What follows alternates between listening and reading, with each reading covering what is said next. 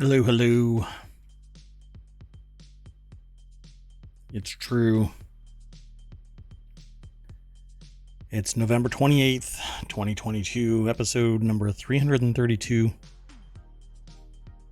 We're going to title this one Disney Speculation, Sleep Firing, Poop and Pringles, and more news. Let's get going. So what do you think? Interesting title. 332 episodes down. Gonna keep on moving forward. Got some changes coming. Maybe if we can get the timing right, it'll be right on the 1st. Not sure if I'll be able to make it at this point. Working on the Pico VR 4 thingamabopper. Yep, lots of things are afoot. But let's get into today's news. All of which were submitted to me. Kind of interesting, eh? That's okay. I have a ringer for this. So. At any rate, I am Mayor Watt. That is ohmTown.com. Welcome to the ohmTown Daily News Show. Again, the title of this is Disney Speculation, Sleep Firing, Poop and Pringles, and more news. There's always more news. If you go over to ohmTown.com, you'll see that. If you go to ohmTown.showbot.tv, you'll get to vote on that. If you type in ! Showbot, ta-da, you get a link that'll point you over there. Go check it out. Of course, you can always check out ohmTown.com. So there have been some rumors. You know what? I didn't load up all of the pages beforehand. At any rate, Apple's rumored Disney acquisition is pure speculation, says Bob Iger. The prospect of Apple acquiring Disney seems not just unlikely, but incredibly improbable after returning CEO told employees the rumors are pure speculation. Bob Iger and Steve Jobs, huh? Okay, let's take a look at this. It's going to be a picture over at Apple Insider, Malcolm Owen. A piece of fuzz just landed in my mouth. I'm not even going to edit that out. Y'all get to see how the sausage is made every day for the last 332 days. Anyway, Malcolm Owen over at appleinsider.com has this picture, and this article is up. Bob Iger shaking the hand of Steve Jobs. Both of those returning to their original companies after a period of being away. Quite interesting, right? In the wake of rumors flaring up of a deal that Apple could buy the entertainment behemoth following his return as CEO of Disney, Bob Iger has taken a moment to cool down suggestions Disney is for sale. And I will summarize, hell no. That's not what he said. He basically said, nah. Pure speculation, indicating it's not something the company is considering at all. Well, that's not necessarily true. It's just not a Elon Musk style disclosure that something is going on somewhere where you're not necessarily fully privy to, but somebody the hell is, and they're making a lot of money on it. Anyway. Disney and Apple are kind of tied together in a partnership. More like, I don't know, it's a little more than a partnership. It's like a common law marriage, I'd say. They're not really married, but boy, are they together. It seems, right? That's okay, though. Maybe they'll merge. And that's when the lawsuits will really start flying. Antitrust all over the place. Mega corporations merging together. My God, what is this? Cyberpunk 2077? Let's move on to the next article. This one's in the Word in Tech. Now, Apple Watch Ultra can actually be your diving computer.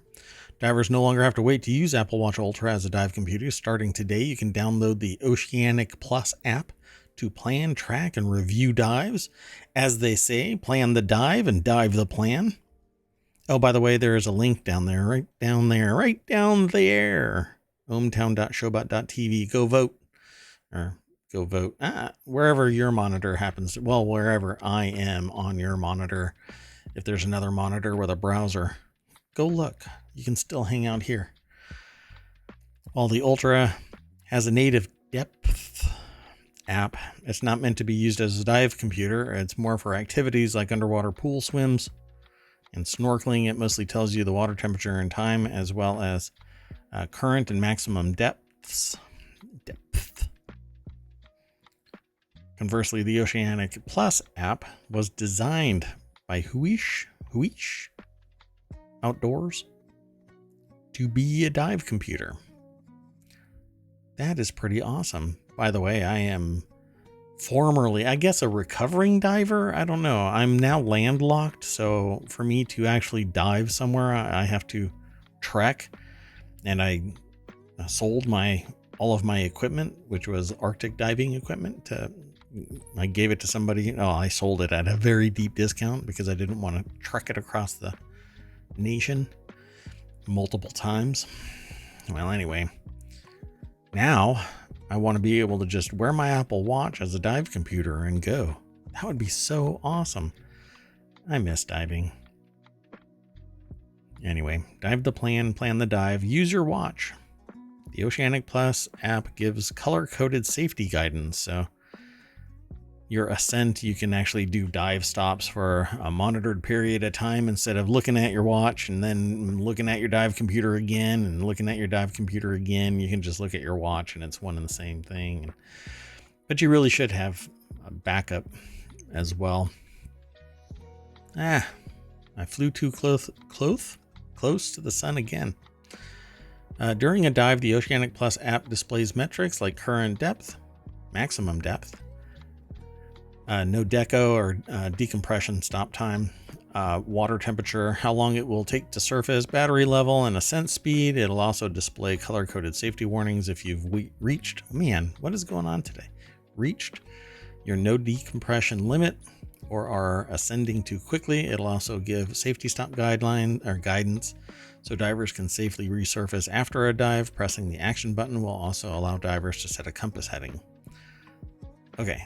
So this is pretty darn cool. It's $80 a year to use a unlimited logbook and decompression tracking, location planning. So in the U.S., users can also, users can also pay $129 per year to use the app with family sharing. So if you have a bunch of divers in your family, you can. And we're talking about family sharing, so people that you even consider people. Okay, wait a minute. What is going on with my bandwidth? It's saying that I'm streaming at 14,000 kilobits and is red. I don't understand, but it's dropping a ton of frames.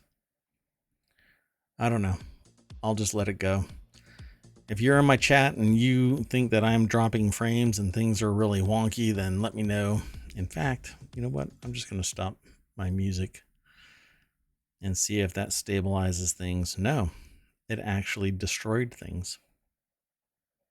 Okay, well, I'm going to keep going because I have a local recording and I don't want to ruin that. So anyway, Oceanic Plus app, go check it out. Isn't entirely free according to the article. It's true, $129 for family sharing of it, or $80 a year for pretty much unlimited use for one person. The next article is in the Hatch Ideas channel. 100 UK companies are scrapping the 40-hour work week, and here's how the standard work. BioCow, how are you? Wow. Welcome to the show. How are you doing? I see you in various places. Nice to see you here. Thanks for stopping by. Yeah, right when I was saying something, I just had somebody text me and say that the show went offline, but it's not. So I'm not sure what's going on. Yeah, pretty neat. Huh. Well, I'm glad that you are seeing it as okay. My bandwidth is all over the place, but we'll keep moving forward. I'm doing good. Good to see you here in ohmTown. We're just now starting the news, so we're at about 3 articles in. So if you missed the beginning of it, you can actually go to ohmtown.showbot.tv. That's what that link is right there. Hopefully you can see it okay. It really depends on what type of interface you're on. But if you go to ohmtown.showbot.tv, it'll take you to where all of the links are, and then you can vote them up for the ones that you think are interesting and kind of read along as we go through it, because this is the first time that I've seen these articles, but I have some experience with this kind of stuff, so I throw my 2 bits into it. So 100 companies are ditching the 40-hour work week. And coming from a person who used to work 100-hour work weeks, I can appreciate ditching the 40-hour work week. Let's see which direction it's actually going in, because if it's a Twitter kind of a thing, you're going to be working 85 hours. So Marguerite Ward and Shauna Lebowitz is the author of this over at Business Insider. And so 100 UK companies have signed up for a permanent 4-day work week for all their staffers with no cut in pay. While the companies employ a mere 2,600 people, a fraction of the UK's workforce, the move signals a growing shift in how some leaders view the traditional work schedule. So the real reason why I wanted to bring this forward was because it says, here's how the standard work schedule became so popular in the first place. And so let's see here. This update is part of a growing trend of more leaders considering a 32-hour work week. This has been going on for years, people pushing back against the 40-hour work week. Depending on which field you're in, you're either working more or less. Attorneys are working 2,000 plus hours, documented 2,000 hours at least. Depending, again, wherever you might be, and if you're salaried, you could be working well beyond 100-hour work weeks. I certainly did when I was in the startup community. You just never really ended. It was perpetual. So it says here the history of the 40-hour work week, the documentation of that 40-hour work week goes all the way back to 1866, making it a law mandating an 8-hour workday. So you literally spend a third of your life working so that you can sleep in an apartment or a house or wherever you might be for another 8 hours of the day. And then for the remaining 8 hours a day, you have to figure out what to do with your life, because you're either traveling to and from work, or you are getting ready to or from work, or you're cooking something. It really, 8 hours for living your life seems really kind of a detractor to, busting your hump for somebody. But we have this history of telling people, oh, you got to work hard and pull yourself up by your bootstraps. And little do most people realize that it's not really, it's not hard work. It's luck and the ability to take advantage of certain things that might show up in one's life. But our work week has been enumerated apparently since 1866. I've heard various things about how long this has been in history. But then I've heard also that, we should be thankful that it's only 8 hours, because back in the day, right, I get it. But we have technology and we are doing more with our time. And yet we're also being told every single year that we need to do even more, month after month after month after month. We have to do more, hit those goals and ever higher. Yet we're not the ones that are pulling in with a Ferrari unless our family has left us wealth somewhere. First generation people here in the States, they're, quite a way. It's an anomaly for people to suddenly gain great wealth. But then we end up now pushing back, and 40-hour work week is turning into a 35-hour work week or less. But we're doing more in that amount of time, and our work-life balance is better off. So it says here, in general, research suggests that we can handle working 60-hour work weeks for 3 weeks. After that, we become less productive. Yeah, I don't know about that. 60 hour weeks for 3 weeks. And then we lose productivity. Yeah, I would be happy with actually only working 4 days out of the week, 8 hours a day. Let's move on to the next article.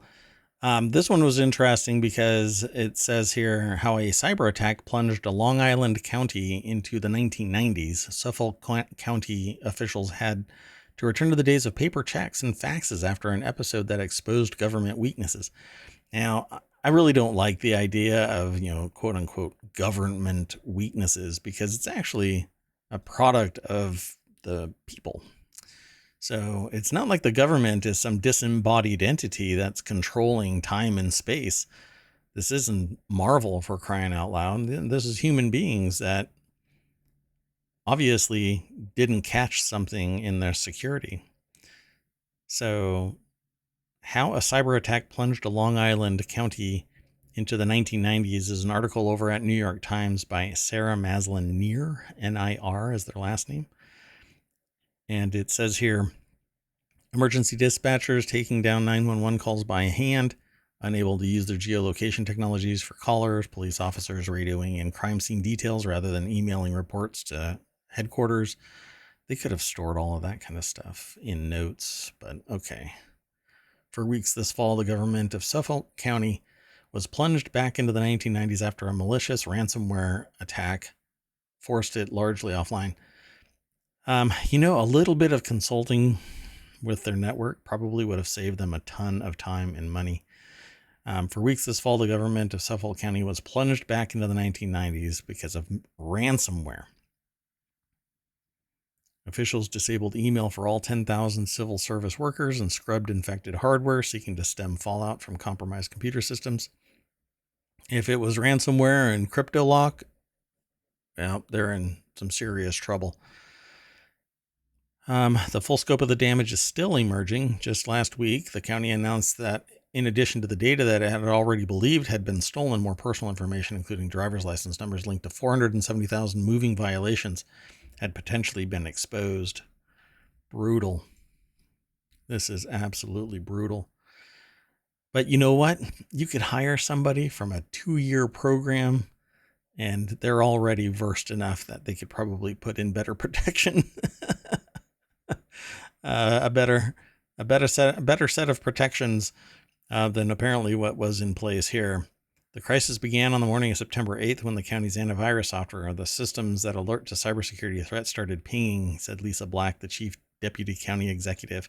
This indicated that the online systems that thread through more than 20 county agencies, from police department to Department of Social Services to the Division of Soil and Water Conservation, were under attack.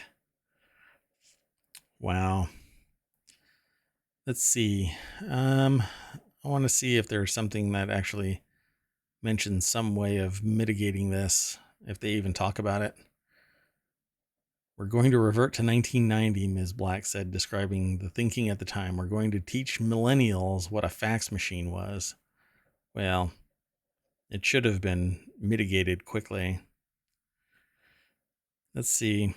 I don't know of anything. It doesn't really say much. There's a lot in this article. And obviously I don't read the entire article prior to me doing the show. It says, shortly after the hack, the attackers posted about their Suffolk spoils on the dark web, according to Data Breachers, a website that monitors such incidents. Extracted files include Suffolk County court records, office records, contracts, etc., citizen information. Though the hackers claim to have made off with 4 terabytes of data, Ms. Black said that so far officials know of only 2 individuals whose personal information had been publicly released. Now, if you got 4 terabytes of information, that is a ton of text data. So I would be surprised if that's all there is. Let's see here. Yeah, but this shouldn't have been so damaging. It says the success of the attack revealed vulnerabilities in the way that the county conducted its business online, said Colin Ahern, New York State's chief cyber officer, who was appointed in June, but he praised the county's readiness. Since 2019, it had poured $6.5 million into cyber security initiatives and conducted a simulation for hackings like this one. Well, then they should never have been brought down so bad. Huh. All right. Well, there really isn't much to talk about in this particular instance. They learned a lesson, a very expensive lesson, and they learned very quickly of the investment that they had to make in cybersecurity all along. Well, cybersecurity is extremely expensive. Small businesses, they really don't have the time to, they don't have the money or the time to dedicate to cybersecurity at all. But government agencies, they need to follow some, let's say, standardized cybersecurity policy and procedure. And one of them that I would suggest would be virtualization of their systems so that they can be brought back online. When something horrible happens like this, they can take everything that might have been compromised offline and bring a backup from a period where they knew that there wasn't anybody breaching it. When is that? It could be weeks or months, but you have to look into it and do some forensic analysis. Let's move on. The next article is over in the Hatch Ideas channel. Company fires 2,700 workers while they were sleeping days before Thanksgiving. Right before midnight on November 21st, thousands of workers, many of whom were asleep, received a text message. Fired by text message from United Furniture Industries, UFI, saying that they were terminated effectively, immediately, and were no longer allowed to return to work. You are not allowed to return to work. You have been invited to not return. Maya Yang over at The Guardian writes about this. Workers at a Mississippi-based furniture company received text saying they were terminated just before midnight on the 21st of November. This is an interesting way that the phrasing for the title and for the little caption is making my head swim a little.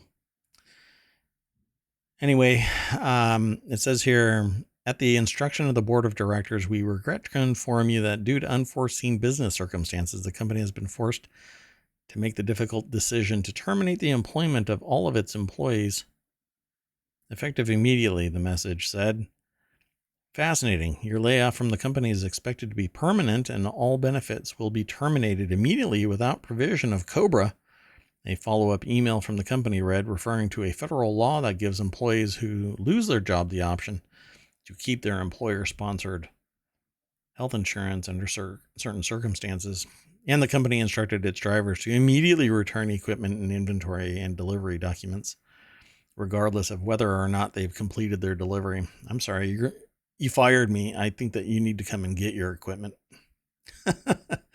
I'm sure that they would slam you in a reference check.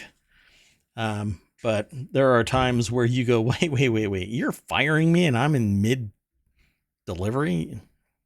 You can kiss my shiny metal butt. Come and get your equipment on your own.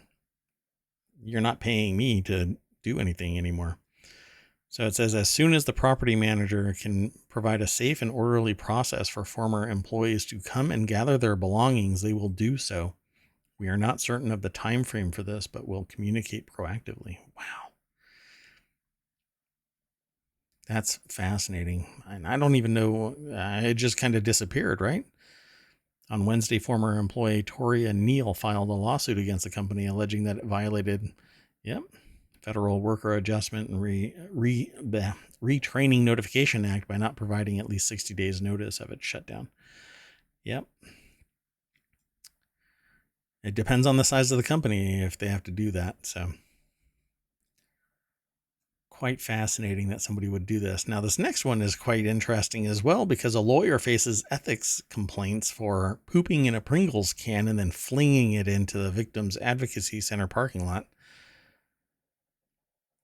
As they say over at abovethelaw.com, it's quite the ethics shituation. Situation? Okay, whatever. Let's move on. Stacy Zaretsky. I love Above the Law, by the way, abovethelaw.com. One of my 200 sources for news aggregation that I use each day just happens to be part of ohmTown because I aggregate everything for myself and just opened it up for everybody else. So I like to talk about the various articles that it aggregates. That's what ohmTown Daily News Show is all about. Now, Above the Law pretty much writes like I write. Jack Allen Blakesley, an Ohio lawyer, stands accused of, quote unquote, depositing his feces, that's the end quote there, into an empty Pringles can and chucking it into the parking lot of a victims advocacy center before heading off to court. Allegedly, he threw the uncovered poop-filled Pringles can into the parking lot of the Haven of Hope Victims Advocacy Center in Cambridge, Ohio, according to the ethics complaint filed Tuesday. Well, guess who's not going to be working for a law firm? The executive director of the center, Michelle Wilkinson Carpenter, saw Blakesley throw the can from his vehicle into the parking lot. According to ethics complaint, the can landed close to her car. And then Blakesley sped off and drove to the Guernsey County Common Pleas Courthouse to attend a pretrial hearing for a murder defendant he was representing. Wonderful. So apparently it seems that Blakesley is a serial Pringles pooper. Pringles pooper.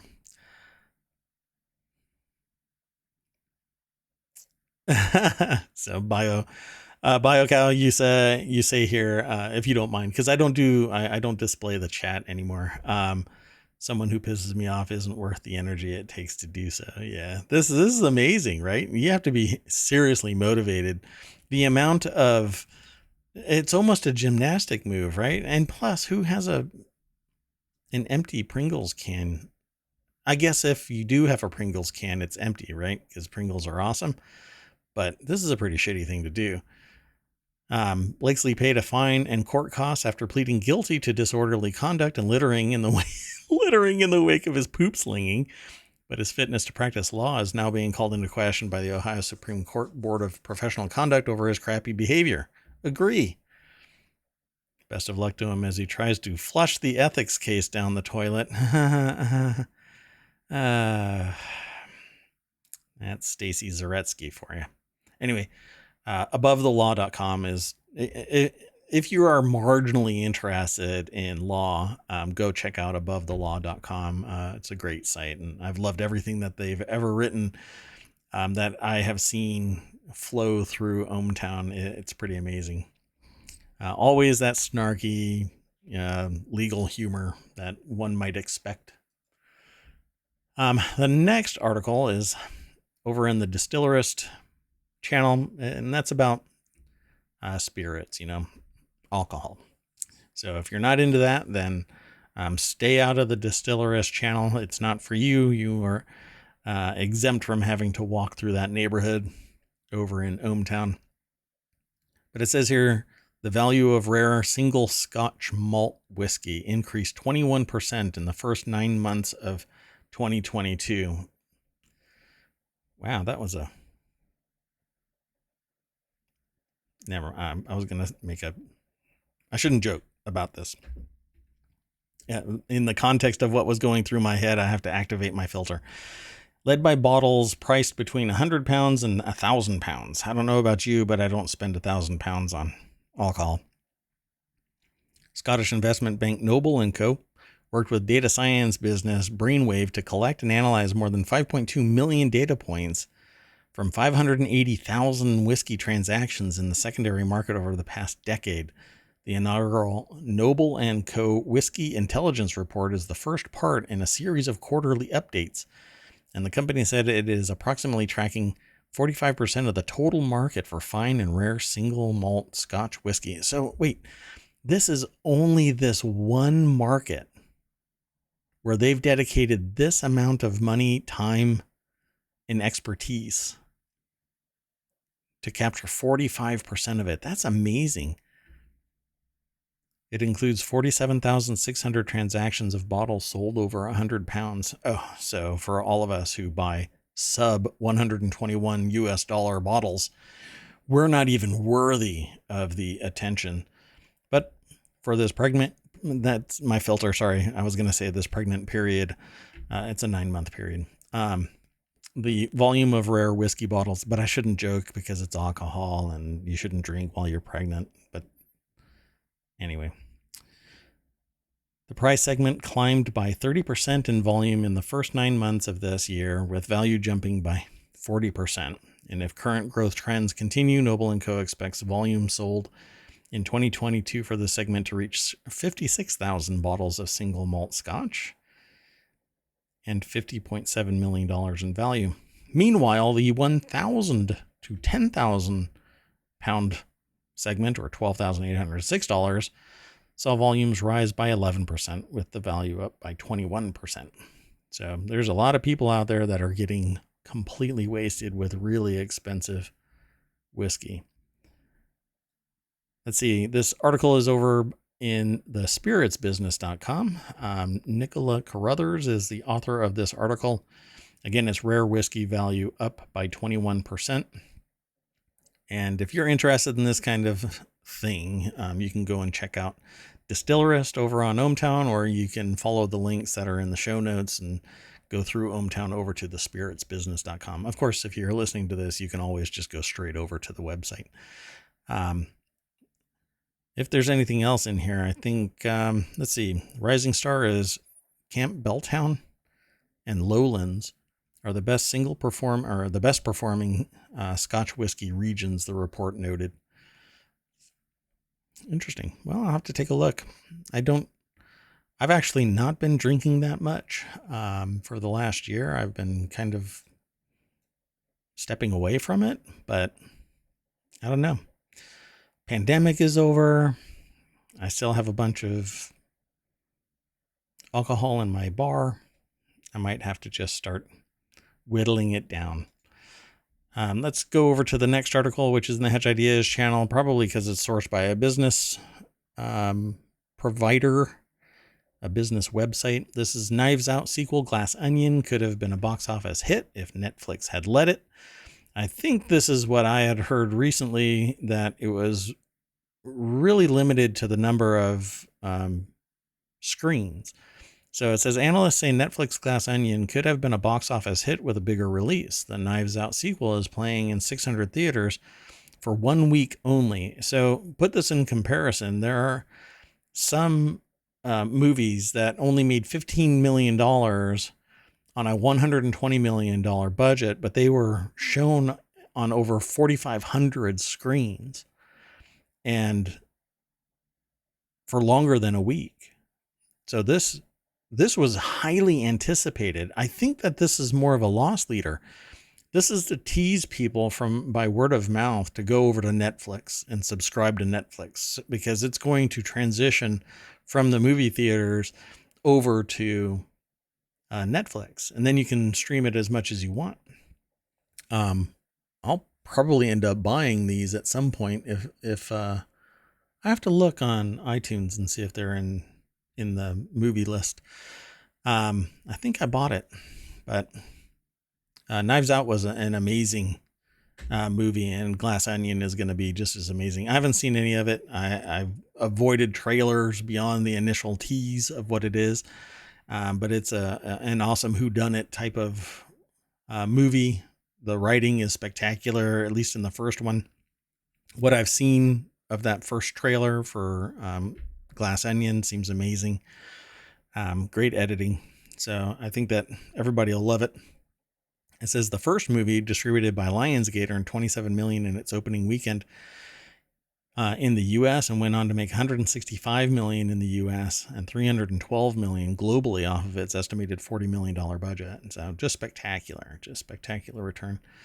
At least for this one, not epic budget type of movie.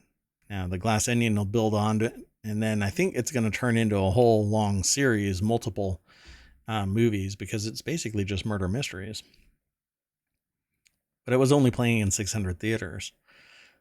How many screens within that I didn't see, and I don't think it said in the article. But 600 theaters, depending on how many screens actually hit, it was severely hobbled, and then only 1 week. And let's see, the third biggest movie over the weekend behind Black Panther and Disney's new animated Strange World, which flopped. I talked about that yesterday. Strange World was a movie that just, I don't think anybody can really attach to in any way, shape, or form.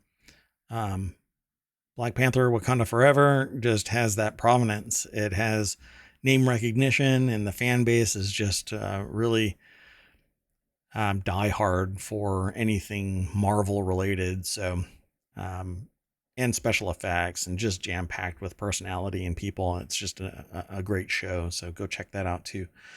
But this article over on businessinsider.com is by Travis Clark and goes into greater detail about the Knives Out sequel. But the nuts and bolts of it is that it should have been broadcast to more, I should say, shown on more screens in more theaters for a longer period of time. I don't think that people will go over to Netflix only for this one thing, even if it is teased in movie theaters. But maybe that is what their motivation is for only doing it for a week in a limited number of theaters. I'm sure that it's in large markets, but it's, I think, to tease people into talking about Knives Out, and then they go and sign up for Netflix. But I don't see that happening. Then again, maybe it's somebody else there at Netflix has much better understanding. I'm sure they do with more data, but who's right in the long run? I guess we'll see what happens. This next article is in the Warcrafters channel because it's about EA, and it's sourced from PC Gamer. Like a stern, cigar-chomping general, EA has grown tired of its players befriending their enemies and has come up with a way to stop it.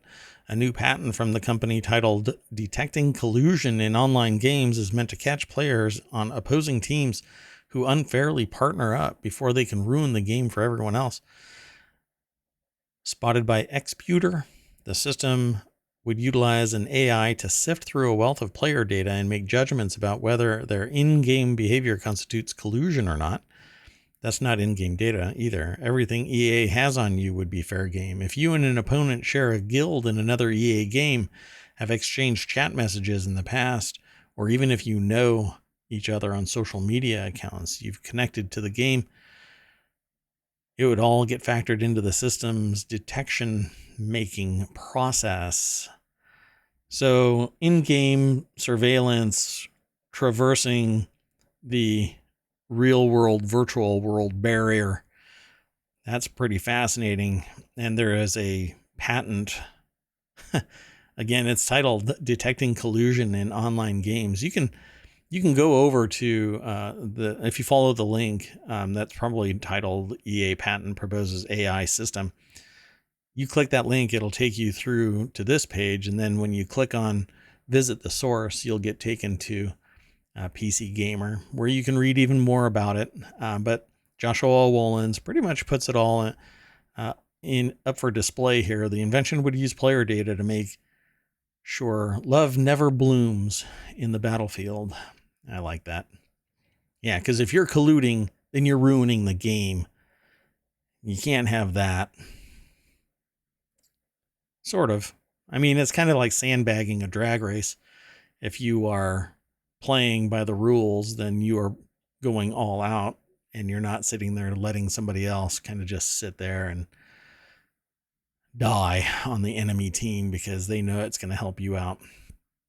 Ultimately, I don't know how you can manage that long term, but EA says punishments could be automatic or may follow a human or algorithmic review of the collusion detection system's output, which sounds like a major decision to be undecided about. The whole thing already sounds like a privacy minefield with the major potential for error. I agree.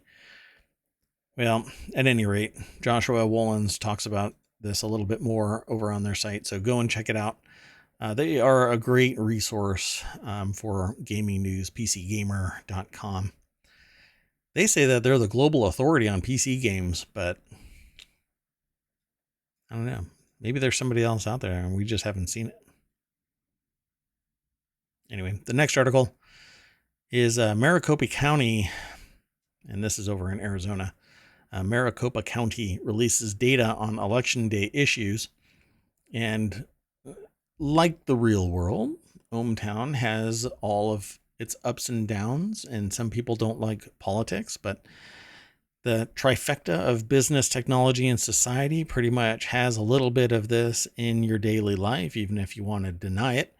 So let's get into this real quick. I have some experience with this as well. I've done my own, I don't know, let's call it basement research on politics and why elections go a certain way. I'm not well known for it, but I think if my estimation is correct, I'll be doing an election, a 2024 election prediction series here on ohmTown. So stick around. Maybe you'll be interested in my research and conclusions. But in this particular case, Maricopa County releases data on election day issues. Zach Schoenfeld is the author of this over at thehill.com. And I know about some of this. They were blaming printer malfunctions as if it was going to make a big difference in the election outcome. And while some elections I do believe can be impacted by this, Maricopa has over 4 million residents. And my understanding is that about 120 votes may have been impacted, but I haven't been able to find out if, scratch that, it's finding a difference of 170 votes countywide in a county that has 4.4, I think, million residents. In 170 votes countywide. Okay, so what I haven't been able to discover is if that 170 votes, and I didn't do a deep dive into anything, it was a something that I read elsewhere, and then this was submitted to me to bring on the show. So if it was all for one person, totally understand it. But I have yet to find out if that difference is an overage or a shortage. So if there are basically ghost ballots that came in and they're all for one, one politician, then I can understand that there is a problem, because the check-ins and the ballots should be right on time, right? Like they should be on target, one for one.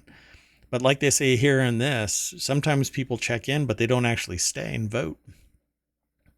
So the ballot isn't there. Well, if there are 170 extra ballots, who are they actually for? So context really matters. And I really hate this because the objective is to impugn the integrity of the election process.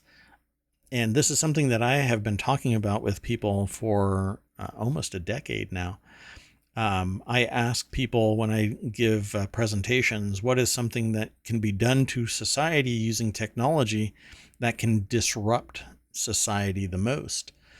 And for years, people have never responded with anything associated with impugning the integrity of democracy using the electoral process, essentially the election, until I bring it up, and then their heads explode.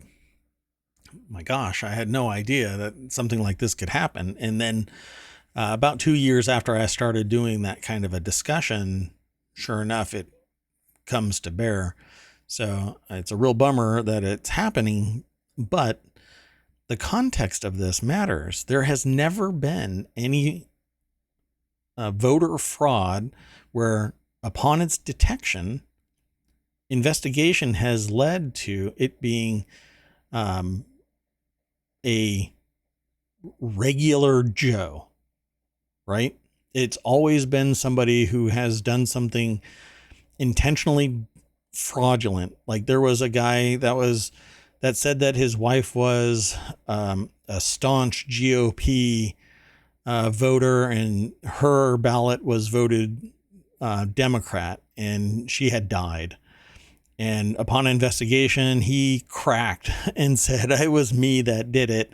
Yes, I am on the GOP side," but he's one of the wingnut side of the political spectrum. Most people do not vote straight party ticket. And even when they do vote straight party ticket, certain things don't get voted. They would rather not vote for somebody than vote pure straight party ticket. So they'll vote for everything, Republican or Democrat. But if they don't agree with the politician, they'll nix the politician entirely. They won't vote for the lesser of the evil that they feel is out there. And this has been demonstrated through conversations in various counties, not directly with me, but in the news. But then there are others that are staunchly, one side or the other. But I've been able to deduce that it's based on population density where a county lands. And I can predict it pretty much. Let's see here. More than 90% of the time I can predict it within a state by county. More than 90%, closer to 95%. I'd have to go and look at my numbers again, but 170 votes doesn't make a difference. It's not going to swing because we don't actually know what it is, who it is that voted and where they voted and what was voted. And if they even voted for X person that might have been at play here. So this just kind of drives me nuts because I don't really agree with this as if the sky is falling. But it's a way to impugn the integrity of the electoral process. And I think that's really behind most of these complaints, is just to say, hey, this is inferior, this is wrong, they're stealing the election, or they're lying or cheating, or it's not real. You see it with your own eyes and it's not real. I mean, it's very dystopian future coming forward. So, but we'll keep an eye on all of this stuff, and we'll be back tomorrow at 6 p.m. Eastern. We do this every day, ohmTown Daily News Show.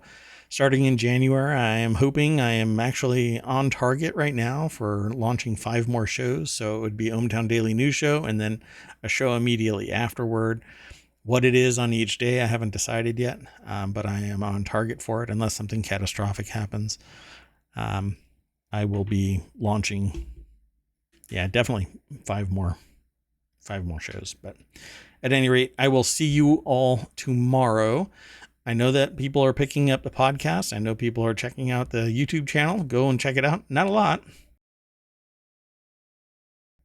Sorry about that. Not a lot of people, but go and check it out. Tell a friend. Hope to see you here tomorrow, 6 p.m. Eastern, for another ohmTown Daily News Show. I'll see you tomorrow. Bye-bye.